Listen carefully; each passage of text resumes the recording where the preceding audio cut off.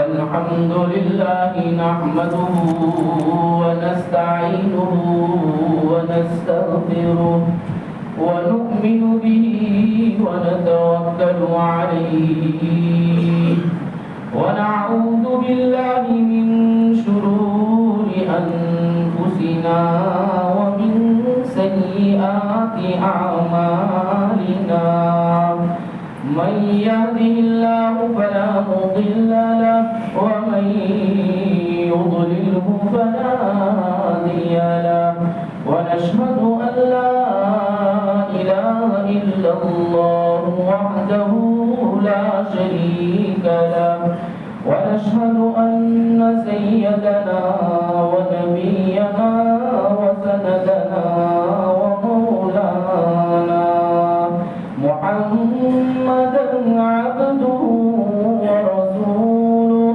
صلى الله تعالى عليه وعلى آله وأصحابه وبارك وسلم تسليما كثيرا كثيرا أما بعد فأعوذ بالله من الشيطان الرجيم بسم الله الرحمن الرحيم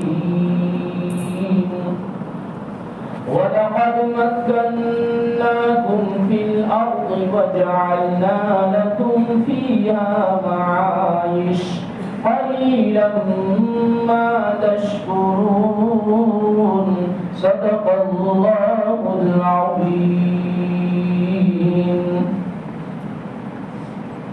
معزز سامعین کرام، اس آیت کریمہ میں اللہ تبارک و تعالی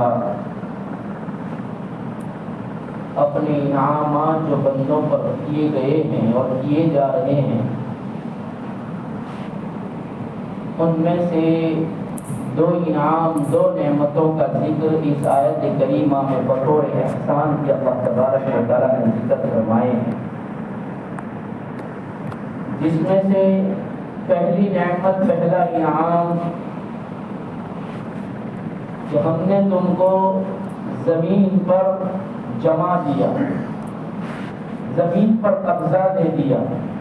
مکننا کہتے ہیں قبضہ دینے کو، جمع دینے کو، جگہ دینے کو، کہ ہم نے تم کو زمین پر جگہ دے دی اور زمین پر اقتدار دے دیا۔ زمین کو تمہارے لیے ہم نے ایسا بنا دیا کہ جس طریقے سے تم اس کو استعمال کرنا چاہو استعمال کر سکتے ہو۔ کہ کوئی نہریں کھود رہا ہے، کوئی عمارات بنا رہا ہے، کوئی کانے نکال رہا ہے، کوئی مکانات بنا رہا ہے، کہ زمین پر ہم نے تمہیں اقتدار دے دیا، زمین پر تمہیں خلیفہ بنا دیا۔ یہ پہلی نعمت۔ اور دوسری نعمت فرمایا وَجَعَلْنَا لَكُمْ فِيهَا مَعَائِشْ، اور زمین میں تمہارے لیے ہم نے معیشت کو پیدا فرمایا۔ معائش، معیشت کی جمع ہے، بہو وچن ہے۔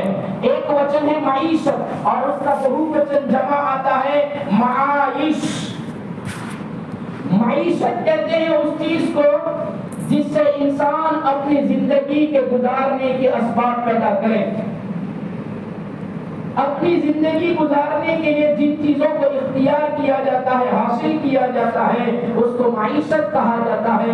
جیسے کہ کھانا پانی ہے اور حلال جانور جو اللہ نے پیدا کیے، اور حلال جانوروں کا دودھ جو انسان استعمال کرتا ہے، ان ساری چیزوں کو معیشت کہا جاتا ہے، ان کی روزگار کہا جاتا ہے۔ روزی کا اللہ نے انتظام فرمایا۔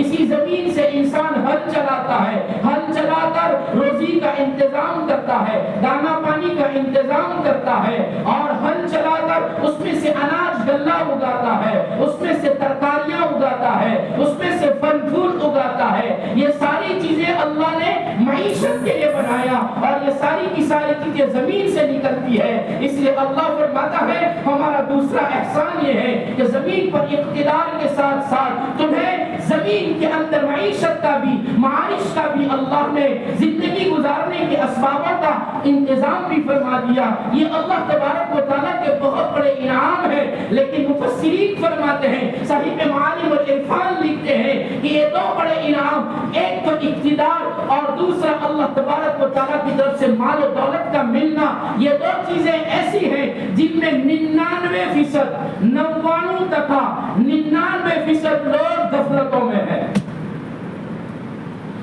اکا دکا آدمی ان نعمتوں کی قدر کرتا ہے، شکر ادا کرتا ہے۔ اللہ خود قرآن میں کہتا ہے قلیلا ما تشکرون، بہت تھوڑے ہیں جو ان نعمتوں پر، ان انعامات پر اللہ کا شکر ادا کرتے ہیں۔ کہ اگر اقتدار مل جاتا ہے زمین کے اوپر، کسی کو ملک کا اقتدار ملا، کسی کو صوبے کا اقتدار ملا، کسی کو ضلع کا اقتدار ملا، کسی کو گاؤں کا اقتدار ملا، کسی کو گھر کا اقتدار ملا، اور اقتدار گھر کا ہر ایک کو ملا ہوا ہے۔ جب اقتدار مل جاتا ہے تو ان اقتدار کا غلط استعمال ہوتا ہے۔ صاحب معالم العرفان لکھتے ہیں اس اقتدار کا غلط استعمال ہوتا ہے۔ اللہ نے خلیفۃ الارض بنایا، زمین کا خلیفہ بنایا، زمین پر اقتدار دے دیا، زمین پر سکونت دے دی، زمین پر تسکین دے دی، زمین پر جما دیا، زمین پر بسا دیا، تو پھر اس بسنے پر، اس اقتدار پر اس کا غلط استعمال ہوتا ہے۔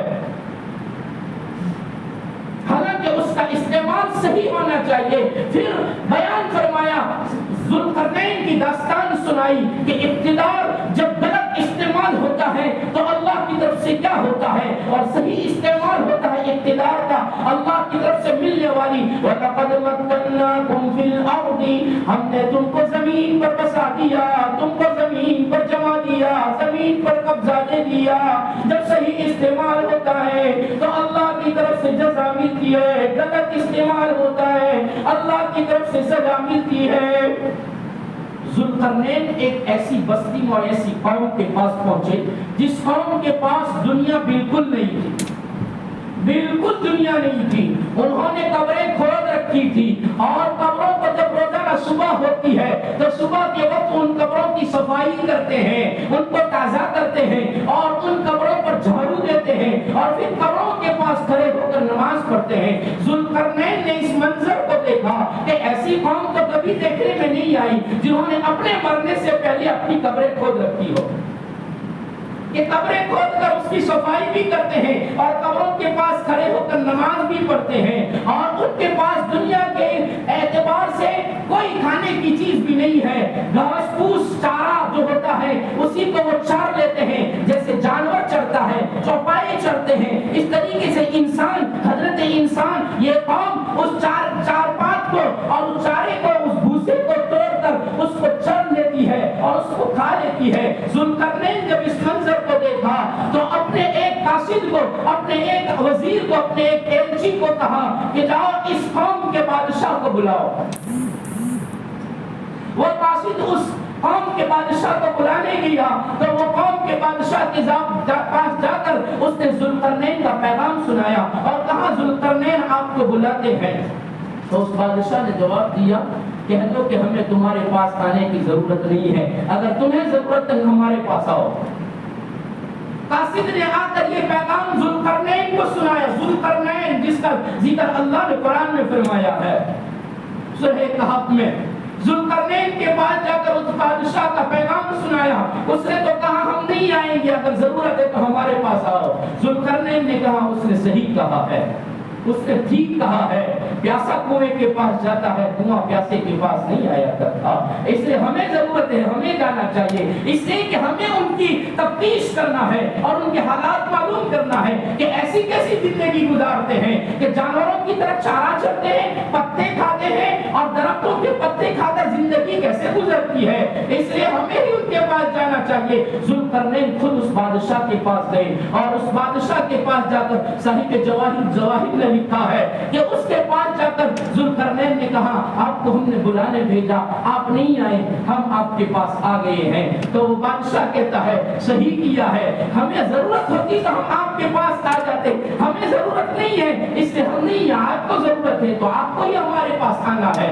جی آئے ہیں، کیا بات ہے، کیا پوچھنا ہے؟ ذوالقرنین نے کہا ہم نے ایسی قوم کبھی نہیں دیکھی، ایسے لوگ کبھی کبھی نہیں دیکھے جیسا کہ لوگوں کو اور جیسی قوم کی ہم نے یہاں دیکھی ہے، تمہاری جیسی حالت ہم نے کسی کی نہیں دیکھی ہے۔ تو بادشاہ نے پوچھا کون سے حالات دیکھے، کیسے حالات دیکھے؟ تو کہا تمہارے پاس تو دنیا بالکل نہیں ہے۔ ذوالقرنین کہہ رہے ہیں تمہارے پاس دنیا بالکل نہیں ہے، کیوں تم نے سونا چاندی کو اختیار نہ کیا؟ کیوں تم نے دنیا کو اختیار نہ کیا کہ سونا چاندی کے ذریعے اپنی ضرورتیں پوری کر لیتے، اچھی غذائیں کھاتے، اچھے کھانا کھاتے اور اچھی زندگی گزرتی، تمہاری ضروریات اور حاجات پوری ہوتی، تم نے ایسا کیوں نہیں کیا؟ بادشاہ نے ذوالقرنین کو جواب دیتے ہوئے کہا کہ ہمیں سونا چاندی سے نفرت ہے، ہمیں دنیا سے نفرت ہے۔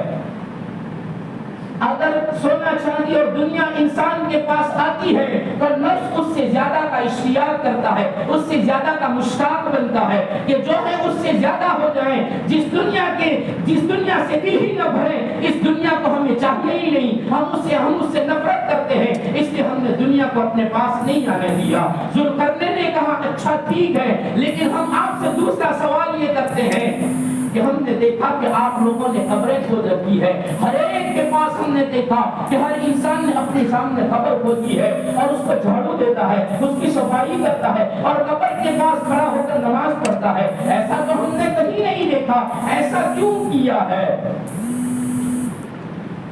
تو ذوالقرنین کو جواب میں بادشاہ کہتا ہے ہم نے قبریں اس لیے کھود رکھی ہے کہ قبروں کو روزہ نہ دیکھ کر قبروں کی موسیقی کو یاد رکھیں کہ ایک دن اس قبر میں جانا ہے، ایک دن آئے گا، اس قبر میں سو جانا ہے، یہی ہمارا آخری ٹھکانہ ہے، اس کے بعد کوئی ٹھکانہ نہیں ہے۔ یہ دنیا کی مال و متاع، یہ دنیا کے محل، یہ دنیا کی ساری چیزیں چھوٹے گی اور ایک دن اس میں جانا ہے، یہ ہمیں یاد رہے اور ہم کبیر کی موسیقی کو نہ بھولیں، اس لیے ہم نے اس کو یہاں کھول کر رکھا ہے اور ہم اس کی موسیقی کو یاد رکھتے ہیں، اس لیے ہمارے اندر سے دنیا ختم ہو گئی اور دنیا کا شوق نکل گیا۔ ذوالقرنین نے کہا چلو یہ بات بھی ٹھیک ہے کہ بالکل قبر کی موسیقی کو یاد رکھنا چاہیے اور قبر میں جانا ہے، اس کو بھولنا نہیں چاہیے، یہ بات تو صحیح ہے، لیکن ہم نے تیسری بات یہ دیکھی ہے کہ آپ لوگوں کے پاس کچھ مویشی بھی نہیں ہے، کوئی جانور بھی نہیں ہے، اگر جانور رکھتے تو اس کا دودھ دہا جاتا اور دودھ سے پیٹ بھرا جاتا اور سواری کا بھی کام دیا جاتا، آپ نے تو جانور بھی نہیں پالے ہیں۔ تو بادشاہ نے کہا ہم نے سوچا، ہمارے دل میں بات آئی کہ ہم ہمارے بیٹوں کو جانوروں کا قبر کیوں بنائے، جانوروں کا قبرستان ہمارے بیٹوں کو کیوں بنائے کہ جانور کا گوشت ہماری پیٹ میں جائے، جانور کا دودھ ہمارے پیٹ میں جائے اور وہ جانوروں کا قبرستان بنے اور ہمارے پیٹ جانوروں کی قبریں بنے، اس لیے ہم نے سوچا کہ جانور بھی نہیں رکھنا ہے۔ تو پھر کھانے کے لیے آپ لوگوں نے کوئی انتظام اناج غلہ کیوں نہ رکھا؟ تو بادشاہ کہتا ہے ہم نے دیکھا کہ چارہ کھا کر بھی زندگی گزر سکتی ہے، پتے کھا کر بھی زندگی گزر سکتی ہے۔ اور ذوالقرنین سن، اچھی غذائیں کھائیں، کیسی بھی غذا کھائیں، کتنی بھی مزیدار غذا کھائیں، ہر چیز کا سواد اور مزہ حلق تک ہے، حلق کے نیچے جاتا ہے، ہر ایک کا سواد اور مزہ ختم ہو جاتا ہے۔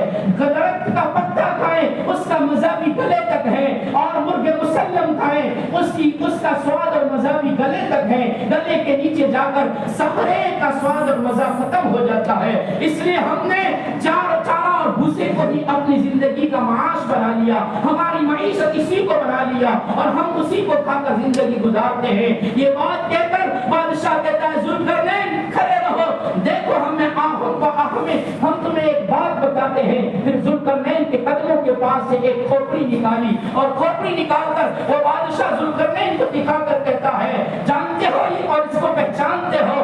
ذوالقرنین نے کہا نہیں پہچانتے، اتنا جانتے ہیں کہ انسان کی کھوپڑی ہے، آدمی کی کھوپڑی ہے۔ اس بادشاہ نے کہا سن، اسی زمین کا، اللہ کی زمین کا ایک شاہان میں سے ایک شاہ تھا، ایک بادشاہوں میں سے ایک بادشاہ تھا، اللہ نے اس کو اقتدار دیا، اللہ نے اس کو زمین پر خلیفہ بنایا، اللہ نے اس کو قوم کا اقتدار دیا، مقتدا بنایا، بادشاہ بنایا، لیکن اس نے ظلم و ستم کیا، اس نے لوگوں پر ظلم و ستم کیا اور شرارتیں کی، اللہ کی زمین پر فساد مچایا۔ اللہ نے وَلَقَدْ مَكَّنَّاكُمْ فی الارض، اللہ زمین پر تمہیں قبضہ دیتا ہے، اس نے اس قبضے میں شرارتیں پیدا کی اور شرارتیں کرنے لگا تو اللہ نے اس کو موت کے ذریعے سے اس کی کمر توڑ دی اور اس کو پتھر کی طرح سلا دیا۔ آج اس کی کھوپڑی کے سوا کچھ نظر نہیں آتا ہے۔ پھر دوسری کھوپڑی اٹھائی اور دوسری کھوپڑی اٹھا کر ذوالقرنین کے سامنے کی اور کہا اس کو پہچانتے ہو؟ ذوالقرنین نے کہا ہمارا سفر تو اس جگہ پر پہلی مرتبہ ہے، ہم کسی کو نہیں پہچانتے، اور یہ کھوپڑی اگر پہچان والے کی بھی ہو لیکن اس کی ساری علامتیں تو ختم ہو گئی ہے۔ کھوپڑی ہڈیوں کا ڈھانچہ ہے، کسی کی بھی ہو کیسے پہچانی جائے کہ یہ اس کی ہے؟ کھوپڑی ہوتی ہے، نہیں پہچانی جا سکتی، اس لیے کہ اس کے اوپر سے پہچان کی علامات ختم ہو گئی ہے۔ ذوالقرنین کے سامنے بادشاہ نے کہا سن، یہ بھی اس زمین کا بادشاہ تھا، اس ظالم بادشاہ کے بعد اس کو اللہ نے اقتدار دیا، اس ظالم کے ظلم کو دیکھتا تھا اور دیکھتے دیکھتے اس نے زندگی گزاری ہے۔ جب وہ مر گیا اللہ نے اس کو تخت شاہی پر بٹھایا اور اس کو اقتدار دیا، زمین پر اس کا اقتدار آیا، اس نے اللہ کے سامنے اپنی زمین جھکا دی، اللہ کے سامنے جھک گیا اور اللہ کی مخلوق کے سامنے انصاف کیا، اللہ کی مخلوق کے ساتھ رواداری کی، اللہ کی مخلوق کے ساتھ انسانوں کے ساتھ اس نے رواداری کی، انسانوں کے ساتھ بھلائیاں کی، انسانوں کے ساتھ اچھائیاں کی، اور زمین پر جو اس کو خلافت ملی تھی اس کا صحیح استعمال کیا۔ وقت آنے پر وہ بھی مر گیا اور اس کی بھی وہی حالت ہو گئی جو تو آج دیکھتا ہے، لیکن فرق یہ ہے کہ پہلے کے اعمال بھی اللہ کے پاس موجود ہیں، اللہ اس کو سزا دے گا، دنیا میں بھی سزا دی، آخرت میں بھی سزا دے گا۔ اس کی بھی موت آئی، اللہ نے دنیا میں بھی اس کو خوشحال رکھا، اور مرنے کے بعد اس کے اعمال بھی اللہ کے پاس موجود ہیں، اللہ اس کو اس کی جزا دے گا، اس کا بدلہ اور صلہ دے گا۔ اور پھر وہ بادشاہ کھڑا ہوا اور کھڑا ہو کر ذوالقرنین کی طرف جھکا اور جھک کر ذوالقرنین کی کھوپڑی پر ہاتھ لگا کر کہا ذوالقرنین تیری بھی یہ کھوپڑی ہے، ان کھوپڑیوں کی طرح آج یہ تیرا دماغ ہے، کل وہ اسی طرح خالی کھوپڑی بن جائے گی، کل بھی تیری ان کی طرح تیری بھی کھوپڑی ہڈیوں کا ڈھانچہ رہ جائے گا۔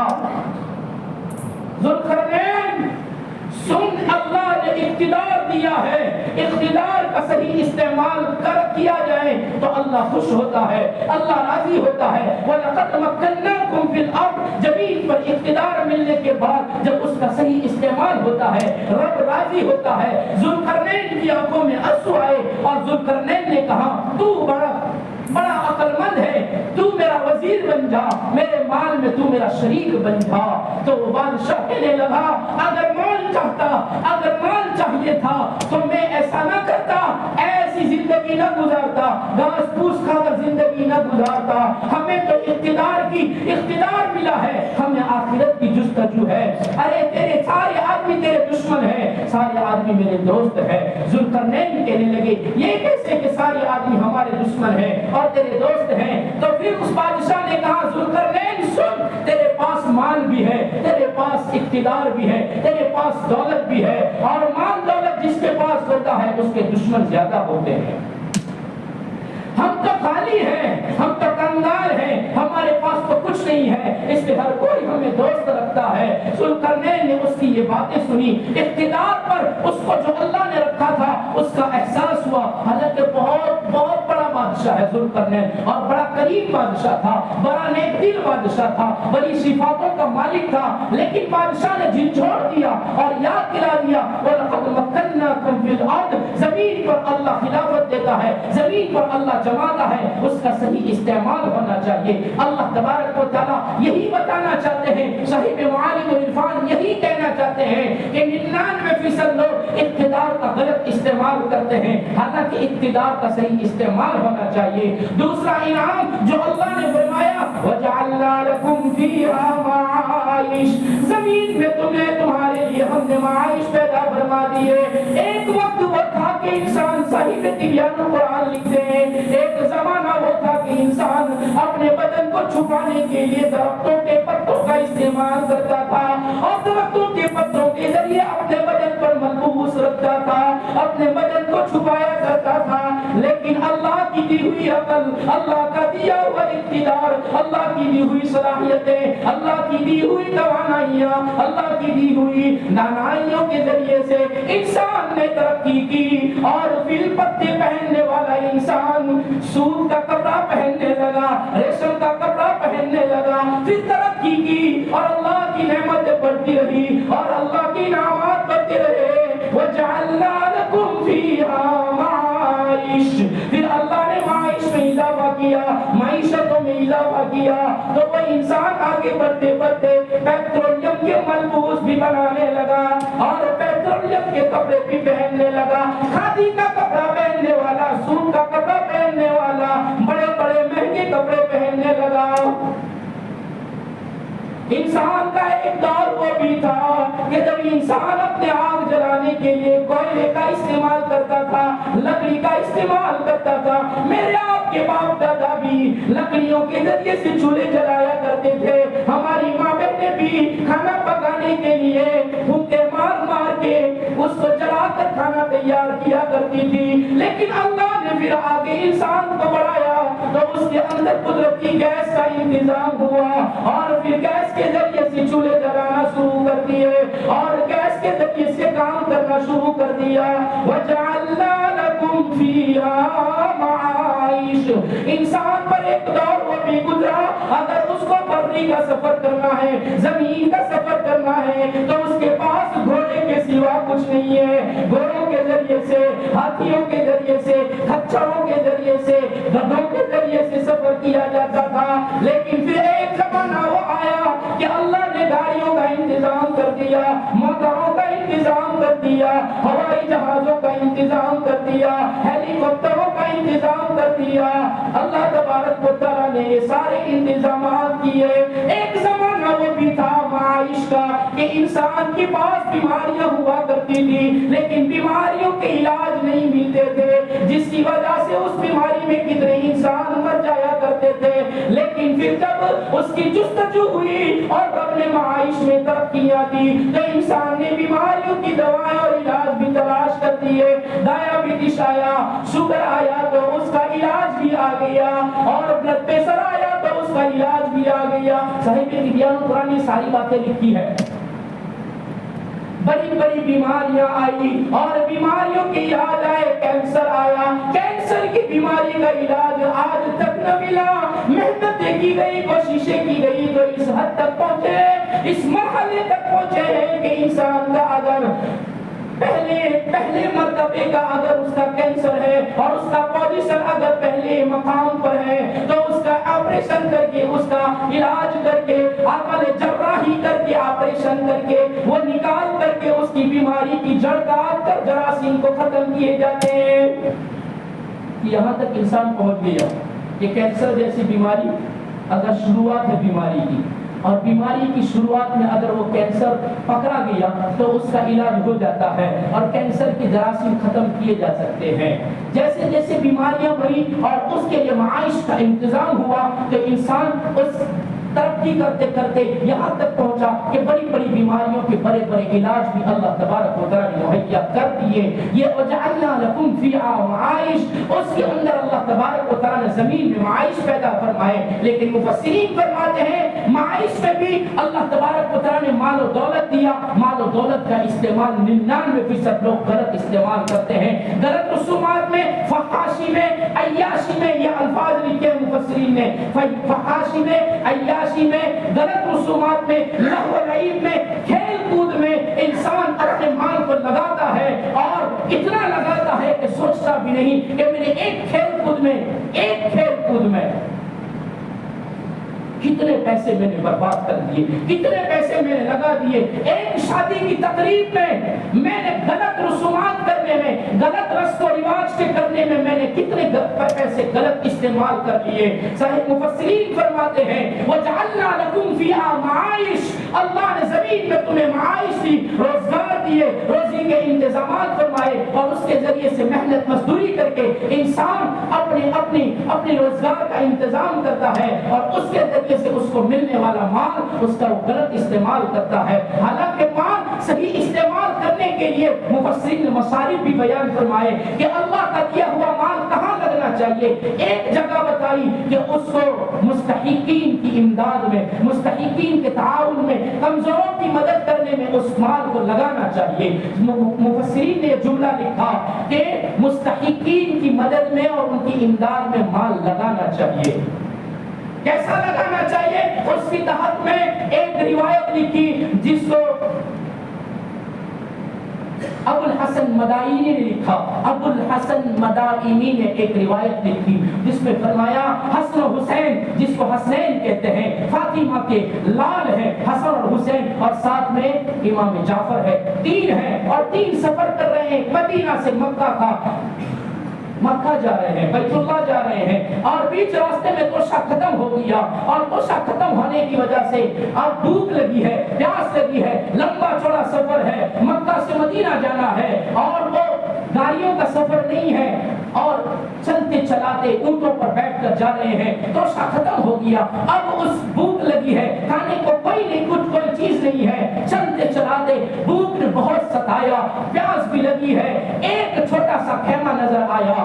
ابو الحسن مدائنی لکھتے ہیں ایک چھوٹا سا خیمہ نظر آیا. اس خیمے کے قریب گئے تو دیکھا اس کے دروازے پر، اس کی دہلیز پر ایک بوڑھی عورت بیٹھی ہے. انہوں نے سلام کیا، علیہ السلام کے بعد پوچھا او مائی تمہارے پاس پانی پینے کے لیے کچھ ہے؟ ہماری پیاس بجھانے کے لیے پانی کے چند قطرات ہیں. اس نے کہا ہاں اتریے اور نیچے آئیے. تینوں اونٹوں پر سے نیچے اترے، دونوں بھائی اور جعفر، امام جعفر یہ اترے اور اتر کر کہا ہمیں پانی پلا دیجئے. تو مائی کہنے لگی ہمارے پاس وہ قدرتی پانی تو نہیں ہے جس کو انسان پیتا ہے، ہمارے پاس یہ کونے میں ایک بکری ہے، اس کا دودھ دو لیجئے، اس کا دودھ نکال لیجئے اور تھوڑا تھوڑا پی لیجئے اور پانی سمجھ کر دودھ پی لیجئے. تمہاری بھوک کے بھی کام آئے گا، پیاس کے بھی کام آئے گا. انہوں نے بکری کا دودھ نکالا. تھوڑا سا بکری میں سے کتنا دودھ نکلتا ہے، تھوڑا سا دودھ نکلا. تینوں نے تھوڑا تھوڑا پیا، تھوڑی تھوڑی چسکیاں لے لی اور پھر کہا ابھی نہ بھوک مٹی ہے نہ پیاس مٹی ہے، اور بھائی اگر کچھ کھانے کو ہو تو دے دیں. ہم تو سفر کرنے ہیں نکلے ہیں، ہم قریشی لوگ ہیں، ہم محمد رسول اللہ کی اولاد ہیں، ہم آخری نبی کی اولاد ہیں، ہم ان کے نواسے ہیں. ہمارا توشہ ختم ہو گیا، ہمارے پاس کچھ نہیں ہے، بھوک لگی ہے. محمد رسول اللہ کی اولاد کی بات آئی. وہ بوڑھی ماں کہنے لگی او میرے بیٹو تم نے کھانے کے لیے مانگا لیکن ہم بھی تو فاقہ کش ہیں، ہم بھی تو نڈھال لوگ ہیں، اس چھوٹے سے جھونپڑے میں رہتے ہیں جہاں کوئی نہیں ہے. میرا شوہر دور دور دراز تک مزدوری کرنے جاتا ہے، کچھ لاتا ہے کھا لیتے ہیں، نہیں لگتی دھاڑی، اگر مزدوری نہیں لگتی تو بھوکے بھی رات گزار دیتے ہیں. تم نے کھانا مانگا، ہمارے پاس کھانا نہیں ہے. ابو الحسن مدائنی فرماتے ہیں حسین کی آنکھیں بھی آبیاری میں ایک دم آنسوؤں سے تر ہو گئی. فرمایا بھائی کوئی بات نہیں، لیکن وہ کہنے لگی تو نبی کی اولاد ہو اور اولاد ہو کر تم میرے گھر سے واپس جاؤ، ایسا نہیں ہو سکتا. یہ میری بکری جس کا دودھ دوہا ہے، اس کے علاوہ میرے پاس کچھ نہیں ہے. تم میں صبح اس کو ذبح کرو اور اس کے ٹکڑے کرو، میں آگ جلاتی ہوں، میں بھون دوں گی، بنا دوں گی، کھا لینا. ہم نے اس کو کاٹا، اس کی ٹکڑے کیے، چمڑے اتارا، چمڑا اتار کر ٹکڑے کر کے اس ماں کو دیا. اس بڑی ماں نے اس کو پکایا اور پکا کر ہمارے سامنے کر دیا. ہم نے پوری بکری کھا لی، ہمارا پیٹ بھر گیا. جب ہم اونٹوں پر سوار ہونے لگے اس ماں سے کہنے لگے آج تو نے ہماری مہمانی کی، زندگی میں کبھی ضرورت پڑ جائے ہمارے در پر آ جانا. ہم غریب نہیں ہیں، اللہ نے بہت دیا ہے، لیکن بیچ راستے میں ہمارے پاس کچھ نہیں تھا، اس لیے آپ سے مانگا ہے ضرورت پڑ جائے مدینہ آ جانا، نام لے لینا، ہمارے گھر آ جانا، تمہیں اس کا بدلہ مل جائے گا. یہ کہہ کر چلے گئے اور مکہ گئے، واپس ہو گئے. کئی سال گزر گئے، کئی مدت گزر گئی. یہاں شوہر ان کے جانے کے بعد جب گھر آیا بیوی سے کہا بکری کہاں گئی؟ اس نے بکری کی داستان سنائی. وہ غصے ہو گیا اور غصے میں کم وقت کا لفظ لکھا ہے. ابو الحسن مدائنی نے جو روایت اس میں کم وقت کا لفظ لکھا ہے. شوہر نے اپنی بیوی سے کہا کم وقت تو نے یہ کیا کر دیا، ایک بکری کے سوا ہمارے پاس کچھ تو تھا نہیں، اس کے دودھ سے تو ہمارا گزر ہوتا تھا، تو نے اس کو بھی دے دی۔ کہاں ہم نے اللہ کے نام پر دے دی ہے؟ ارے جس اللہ نے زمین پر ہمیں بکری دی، بکری کا دودھ دیا، وہ اللہ نے زمین پر بہت معائش پیدا کیے ہیں، روزی کے بہت اسباب پیدا کیے ہیں، ایک بکری گئی ہے، اللہ اس کے بدلے میں ہمیں دے گا۔ یقین رکھو، شوہر کو تسلی دی، بات آئی گئی ہو گئی، اور پھر سال ہر سال گزر گئے، غریبی اتنی اور خستہ حالی اتنی ہوئی کہ خستہ حالی میں وہ دونوں اپنے جھونپڑے کو چھوڑ کر مدینہ کی طرف روانہ ہوئے، اور مدینہ کے باہر مینگنیاں چنتے اور مینگنیاں چن کر اس کو مدینہ میں جا کر بیچتے تھے۔ ابو الحسن مدائنی نے لکھا، حضرت شیخ نے لکھا، اس کے اندر الفاظ الگ ہیں، یہ الفاظ الگ ہیں۔ ابو الحسن مدائنی لکھتے ہیں کہ وہ مینگنیاں چن کر مدینہ میں جا کر بیچ دیتے۔ ایک مرتبہ مینگنیاں چنتے چنتے وہ مدینہ کے اندر داخل ہوئی، اور مدینہ کی کوڑے کرپت پر مینگنیاں چن رہی تھی، اور اسی کے سامنے حضرت حسن کا گھر تھا، جو حضرت فاطمہ کے بڑے بیٹے حضرت حسن، ان کا گھر تھا۔ حضرت حسن گھر کے دروازے پر کھڑے تھے، اور گھر کے دروازے سے اس کو پشت کی جانب سے دیکھا، پچھلا حصہ دیکھا، اور پچھلے حصے سے پہچان لیا حسن نے کہ یہ وہی عورت ہے، وہی مائی ہے جس نے ہمیں کڑے وقت میں کھانا کھلایا تھا۔ اب حضرت امام حسن رضی اللہ عنہ نے اس بوڑھی عورت کو بلانے بھیجا، وہ عورت آئی، حضرت حسن نے کہا او مائی پہچانا؟ کہا نہیں پہچانتی، نہیں پہچانتی، نہیں پہچانتی۔ کہا میں وہی تیرا بکری والا مہمان۔ وہ کہنے لگی اس کو تو کئی مدت ہو گئے، کتنے سال ہو گئے، کیسے پہچان لیا؟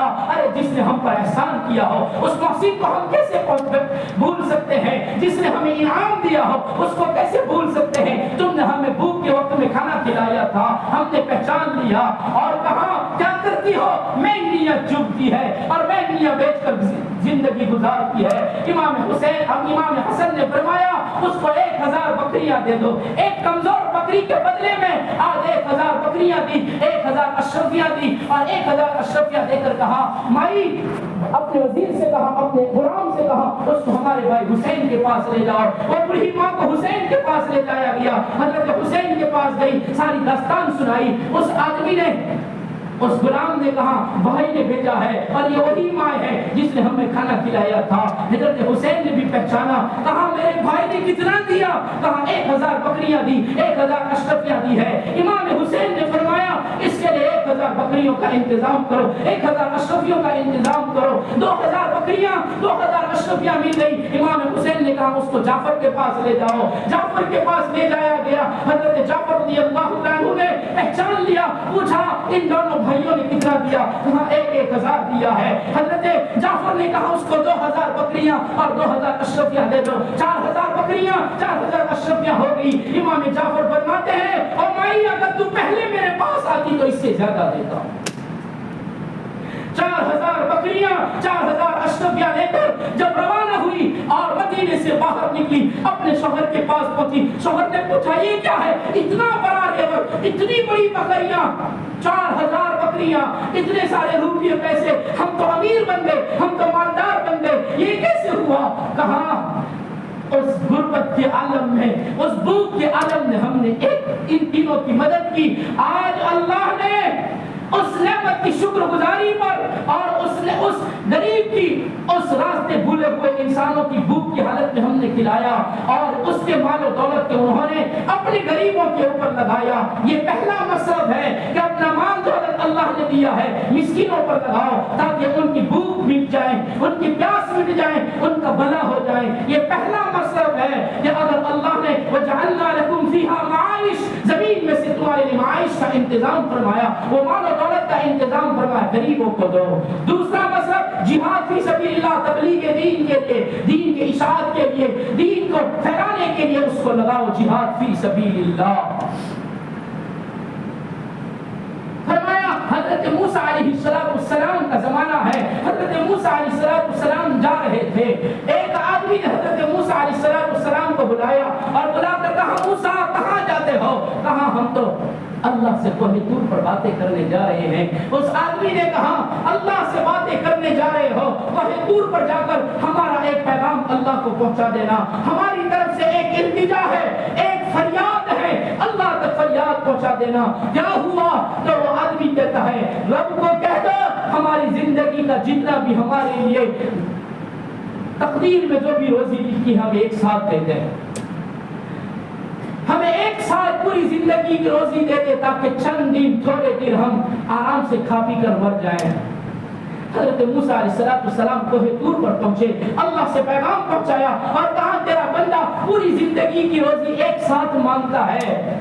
اللہ نے فرمایا ہم نے اس کی دعا قبول کر لی، ہم نے اس کی التجا قبول کر لی، اس کو کہہ دینا ہم نے زندگی کے پوری زندگی کے سامان کا انتظام کر دیا۔ کیا تو فرمایا لکھا کہ اس کے لیے چند بکریاں، چند من گیہوں گندم اور دوسری چند چیزیں اس کے لیے پوری زندگی کا مہیا کر کے کہا ایک ساتھ ہم دے دیتے ہیں۔ حضرت موسیٰ علیہ السلام نے اس کو آ کر پیغام سنایا تیرے لیے انتظام ہو گیا ہے، تیری پوری زندگی کا اثاثہ تجھے ایک ساتھ مل جائے گا، اس کو اپنا کر تھوڑے دن جی لینا۔ یہ کہہ کر حضرت موسیٰ علیہ السلام چلے گئے اور موسیٰ علیہ السلام گئے، ایک سال ہو گیا۔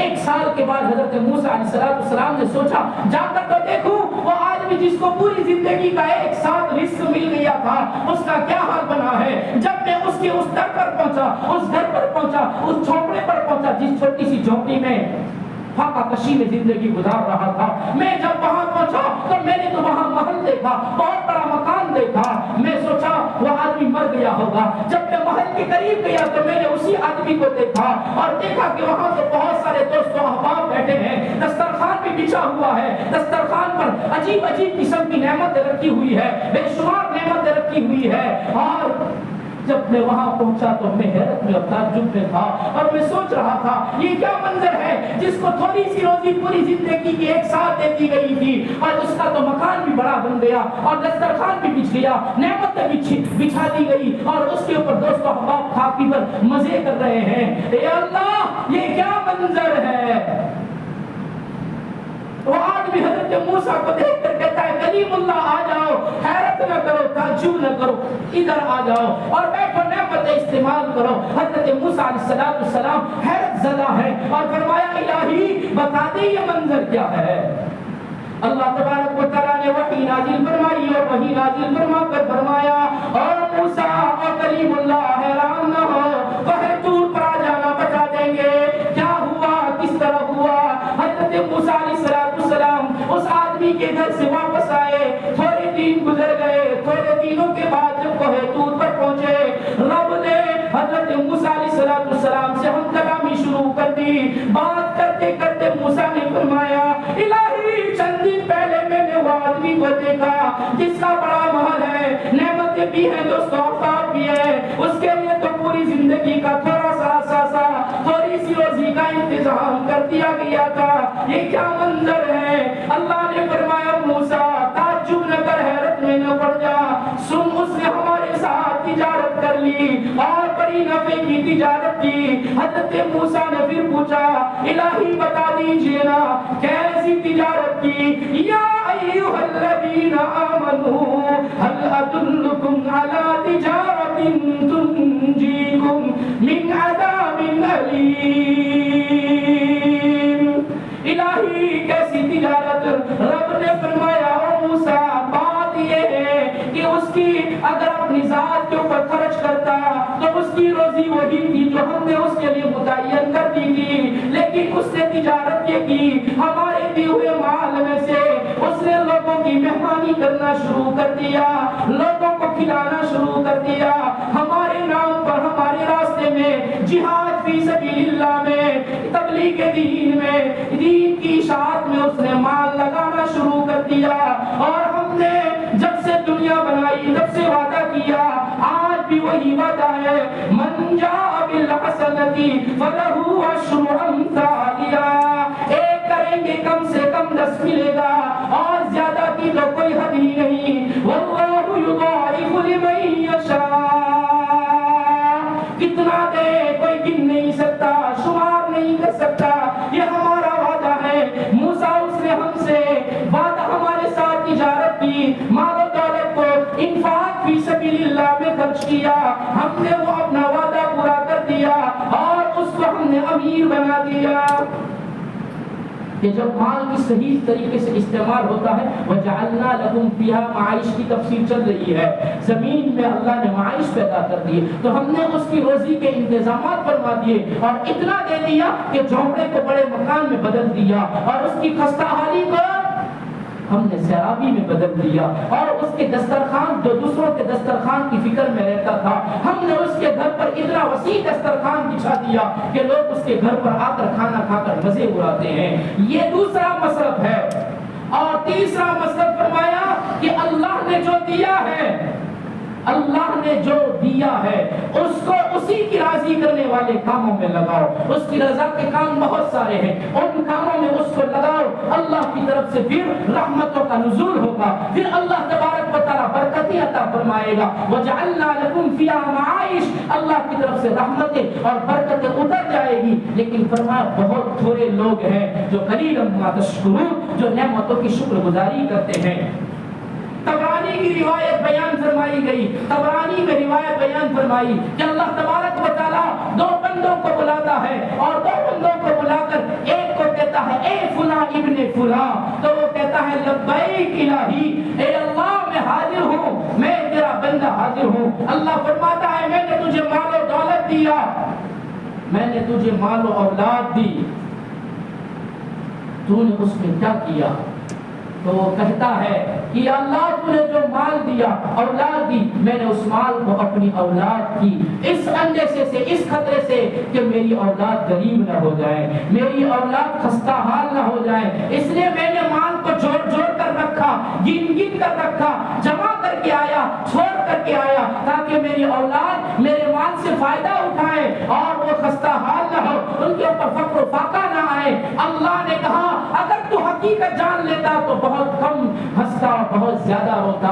سن، جس چیز کا تجھے اندیشہ تھا، جس چیز کا تجھے خطرہ تھا، ہم نے وہ کر دیا اور اس کو فقر و فاقہ میں مبتلا کر دیا، اور تیرے چھوڑے ہوئے مال اور میراث اور تیرے ترکے سے تیری اولاد فائدہ نہ اٹھا سکی۔ پھر دوسرے کو نام لے کر کہا اے فلاں ابن فلاں، وہ کہے گا لبیک میں حاضر ہوں اللہ، تو فرمائے گا میں نے تجھے مال اور اولاد دیا، تو نے کیا کیا؟ تو وہ کہتا ہے اللہ تو نے مال دیا، میں نے تجھے راضی کرنے والے کاموں میں اس کو لگایا، تیری رضا والے کاموں میں لگایا، اور میں نے میری اولاد کے بارے میں یہ فکر نہیں کی کہ میرے مرنے کے بعد اگر میں نے مال نہ چھوڑا تو ان کا کیا بنے گا، ان کا کیا ہوگا۔ یا اللہ میرا یقین تو یہ تھا جس نے مجھے دیا ہے وہ میری اولاد کو بھی دے گا۔ یا اللہ تو نے مجھے دیا تھا، میرے بعد میری اولاد کی مقدر کی روزی ان کو ملے گی، اس لیے کہ تو نے زمین میں معائش پیدا فرمائے ہے، ان کی زندگی کے معائش کا انتظام تو کرے گا، اس بات کا یقین تھا، اس لیے میں نے تیرے نام پر تیری رضا والے کاموں میں مال کو لگایا۔ اللہ فرماتا ہے اگر تو حقیقت کو جان لے گا تو تو بھی بہت کم ہنستا، بہت زیادہ روتا۔ سن، جس چیز پر تجھے یقین تھا ہم نے وہ کر دیا، اور تیری اولاد کو بھی ہم نے مالا مال کر دیا، اور جو ہماری رضا کے کاموں میں لگاتے ہیں ہم اس کی اولاد کو بھی خوش و خرم رکھتے ہیں، اس کی اولاد کو فقر و فاقہ سے بچاتے ہیں اور ان کو مالا مال کر دیتے ہیں۔ یہی کہنا چاہتے ہیں وَجَعَلْنَا لَكُمْ فِيهَا مَعَائِشَ میں قَلِيلًا مَا تَشْكُرُونَ، بہت کم لوگ شکر ادا کرتے ہیں۔ جب نعمتوں کی ناشکری ہوتی ہے، شکر ادا نہیں ہوتا، تو فرمایا اللہ اس نعمت کو چھین لیتا ہے۔ حضرت عمر بن خطاب رضی اللہ عنہ کے زمانے میں جبلہ بن ایہم غسانی شام کا بادشاہ تھا، وہ مسلمان ہوا اور شام سے مکہ آیا اور مکہ طواف کر رہا تھا۔ طواف کرتے کرتے اس کی چادر کے کونے پر ایک آدمی کا پاؤں گر گیا۔ وہ جو احرام کی چادر پہنتے اس کی چادر کی کونے کے اوپر اس ایک آدمی کا پاؤں گر گیا، اس نے اس آدمی کو زور سے تھپڑ مار دیا مطاف میں، اس آدمی نے بھی اس کو تھپڑ مار دیا، شاہ غسان کو۔ وہ حضرت عمر رضی اللہ عنہ کے پاس آئے، اس لیے کہ وہ بادشاہ تھا، غسان کا بادشاہ تھا۔ وہ حضرت عمر کے پاس آیا اور عمر کے پاس آ کر شکایت کی کہ ایسا ہوا ہے۔ اس نے میرا شملہ دبا دیا، میری چادر کے کونے کو دبایا، میں نے تھپڑ مارا، اس نے بھی مجھے تھپڑ مار دیا۔ تو حضرت عمر نے کہا جیسا تو نے کیا اس کی سزا تجھے مل گئی، اس کا بدلہ تجھے مل گیا۔ تو نے حرم میں مطاف میں یہ کام کیا، اس کے جواب میں اللہ کی طرف سے تجھے بھی تھپڑ پڑ گیا۔ تو وہ آدمی کہنے لگا تعجب سے اور حیرانی میں، یہ کیسی بات ہے؟ ہم تو وہ لوگ ہیں کہ اگر ہماری کوئی گستاخی کرتا ہے تو واجب القتل بن جاتا ہے، وہ قتل کا مستحق بن جاتا ہے۔ ہماری توہین کی اور مطاف میں توہین کی ہے، ہمیں تھپڑ مارا ہے، اور آپ امیر المومنین ہو کر کہتے ہو کہ تجھے اس کی سزا مل گئی۔ حضرت عمر نے کہا جو تو کہتا ہے وہ زمانے جاہلیت میں تھا، یہ اسلام ہے، اور اسلام نے ہر چھوٹے بڑے کو، ہر پست و بلند کو برابر کر دیا ہے۔ اللہ کی یہاں کوئی بڑا نہیں کوئی چھوٹا نہیں، سب اس کے بندے ہیں۔ جب یہ جملے کہے تو وہ کہنے لگا یہ کیسا اسلام ہے، یہ کیسا مطلب ہے جس میں رذیل اور شریف کی کوئی تمیز نہیں ہے۔ شاہ دستان کہنے لگا رذیل اور شریف کی جہاں کوئی تمیز نہ ہو، ایسے مذہب کو اختیار کر کے کیا کرنا، ہم ان سے سبک دوست ہوتے ہیں۔ اس نے اسلام چھوڑ دیا اور واپس چلا گیا، قسطنطنیہ جا کر بس گیا، اور قسطنطنیہ میں جا کر وہاں رہنے لگا، اسلام چھوڑ دیا۔ ایک صحابی قسطنطنیہ پہنچے، اس قسطنطنیہ میں پہنچنے کے بعد اس صحابی کی اس سے ملاقات ہوئی تو غسان کا بادشاہ کہنے لگا قسطنطنیہ میں کہ مجھے بہت ندامت ہوئی کہ میں نے اسلام چھوڑ دیا، میں اسلام پھر سے قبول کرنا چاہتا ہوں، لیکن مجھے لوگوں کی ملامت کی فکر ہے، لوگ کیا کہیں گے۔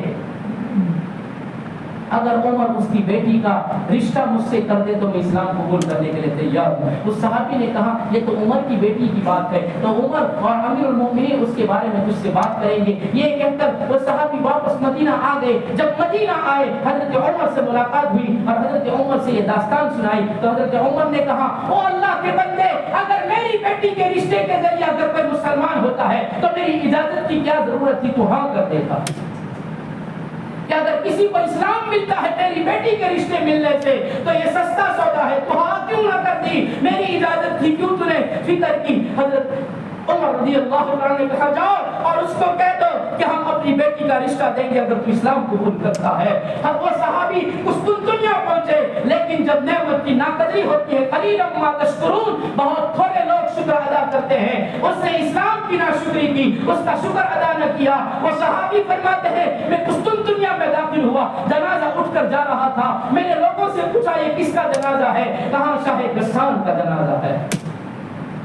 مرتد کی حالت میں، کفر کی حالت میں مر گیا، اللہ نے وہ نعمت چھین لی، اسلام کی ناقدری کی، ناشکری کی، اللہ نے وہ نعمت چھین لی اور بغیر کلمے کے، بغیر ایمان کے دنیا سے گیا ہے۔ یہی کہتے ہیں قلیلا ما تشکرون، بہت لوگ شکر ادا کرتے ہیں، بہت تھوڑے لوگ ہیں جو اللہ کی نعمتوں کی شکر ادا کرتے ہیں۔ اللہ ہم سب کو شکر گزاری کی توفیق عطا فرمائے، نعمتوں کی شکر گزاری کی، اقتدار کی بھی شکر گزاری کی توفیق عطا فرمائے، معاش کی بھی اللہ تبارک و تعالی شکر گزاری کی توفیق عطا فرمائے۔ اس کے بعد اللہ تبارک و تعالی عجیب داستان ہے، تخلیق انسان، تخلیق آدم، حضرت آدم علیہ السلام کی عجیب داستان بیان کرتے ہیں۔ انشاءاللہ زندگی باقی رہے آئندہ کل سنیں گے حضرت آدم کو اللہ نے کیسے تخلیق کیا ہے۔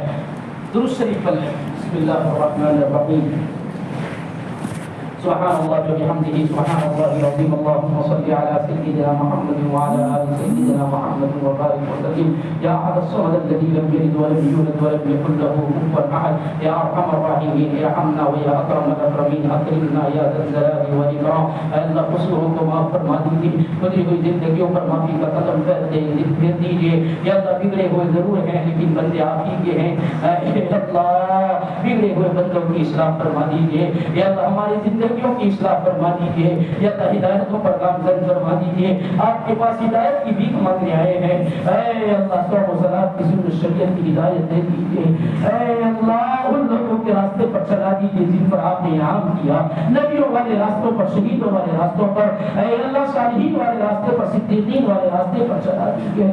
یا اللہ ان لوگوں کے راستے پر مت چلائیے جو غیر المغضوب علیہم ولا الضالین۔ اے اللہ آپ دینے والے موتی ہے، ہم لینے والے سائلین ہیں۔ یا اللہ ہم نے چوریاں پھیلائی ہے، ہاتھوں کو کٹورے بنائے ہیں، اے اللہ آپ کے در پر آئے ہیں، اے اللہ مغفرت کی بھیک مانگ رہے ہیں، مغفرت کر دیجیے۔ اے اللہ ہدایتوں کی فیصلے فرما دیجیے۔ یا اللہ رحمتوں کا عشرہ ادا ہو گیا۔ دیکھتے دکھاتے رمضان پورا ہو جائے گا. یا اللہ ان 5 دنوں میں کچھ نہیں ہوا, کچھ نہیں کیا. اے اللہ رحم کی چادر تان دیجئے. یا اللہ اپنی آنکھوں سے رحمت میں لے لیجئے, رحمتوں کا وافر حصہ دے دیجئے. یا اللہ ہماری بے ادبیوں کی وجہ سے رحمتوں سے محروم نہ فرمائیے.